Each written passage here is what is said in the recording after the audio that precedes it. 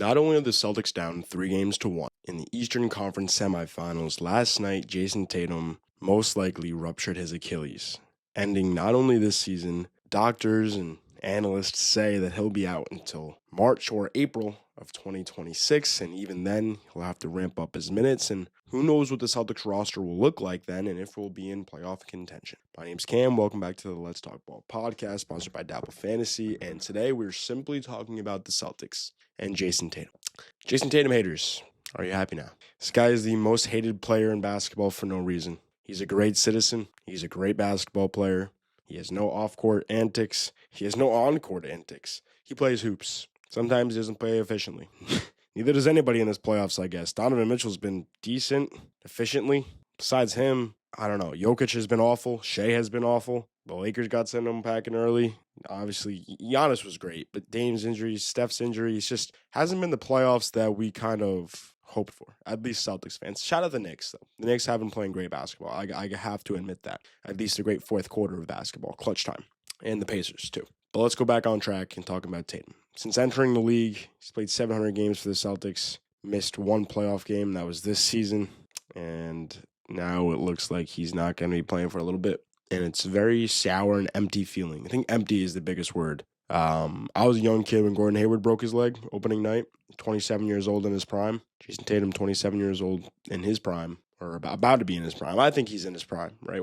Coming off a championship, was the championship favorite all this year. Now we are in a situation where Drew Holiday is probably going to get moved. Kristaps Porzingis is probably going to get moved. Al Horford may retire. And it doesn't look bright for the Celtics' future. That being said, we've seen a lot crazier things happen.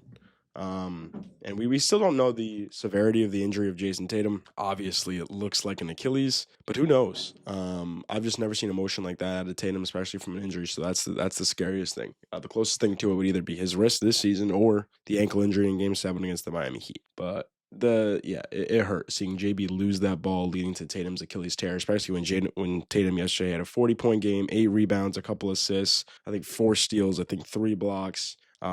Played his heart out yesterday for the Celtics team. I don't think they were winning regardless. They were down 7 at the time of that injury, and then OG's dunk led to 9. Blew another 14-point lead. And it's just sad, I think, as a Celtics fan. And I'm not going to overlook what the Knicks have done. I'll make more videos on how the Pacers have overcame their adversity, up 3-1 on the Cavaliers. I'm not counting out the Cavs yet. How the Knicks have taken care of business. They went against the title favorites. They surpassed 2 20-point leads and a 14-point lead. And they're 1 game away from the Eastern Conference Finals. And I think right now they're the second betting favorite to win the NBA Finals. And it's crazy. But looking forward, I'm sure I'll make more videos on what the Celtics' future will look like. But let's talk a little bit into it. I think Kristaps is 100% getting traded. What can you trade him for? He's looked horrible this playoffs, this postseason. He's looked absolutely abysmal. Drew Holiday, I think you'll be able to get more for than Kristaps. Maybe you package them and send them to LA. I'd be fine getting, I don't know. I think the last thing on my mind, which sucks, is tomorrow night's Game 5 and really this series. And if we could win this series, I'd feel great just because I love watching the Celtics play basketball. And I don't know, I'd probably root for either the Pacers, the T-Wolves, or the Nuggets if they decide to show up. But not seeing Tatum play basketball until probably 2027 may be hard to watch. And for all the people who say the Celtics don't need Jayson Tatum, you're going to watch Jayson Tatum list basketball on the Boston Celtics, and you're going to realize how much of an impact he makes on not only the team, but like everybody around him, right? I think Jaylen Brown is made because of Jayson Tatum. I think Peyton Pritchard is made because of Jayson Tatum. I think Jayson Tatum just is the Celtics culture. Obviously, he's the second longest tenured Celtic right now, besides Jaylen Brown. Just a great guy. I saw Derek White's presser. I saw Sam Hauser outside the locker room with his head down. Not many words were said. Obviously a tough game 4 loss, and I don't want this injury to overlook what the Knicks have done. It's just a very tough moment in basketball right now, especially for Celtics fans. So I praise you if you are a Celtics fan. It was kind of just my rambling off my chest. I think he's one of the most underrated players of all time.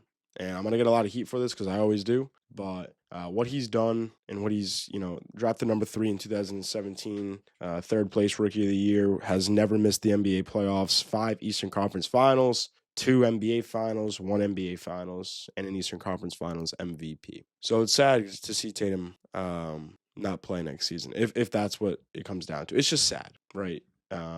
He gives everything to this city. Just signed a massive extension. Him and Brown were, especially as New England fans, like obviously we had the Patriots and the Red Sox or whatever, but the Celtics are kind of the heart of the city. So it kind of sucks to see him be taken away by that. So I think I'll leave it there. I think in my eyes, and I'm sure I'll get ripped for this. It's fine, but I'm finally just fucking saying it.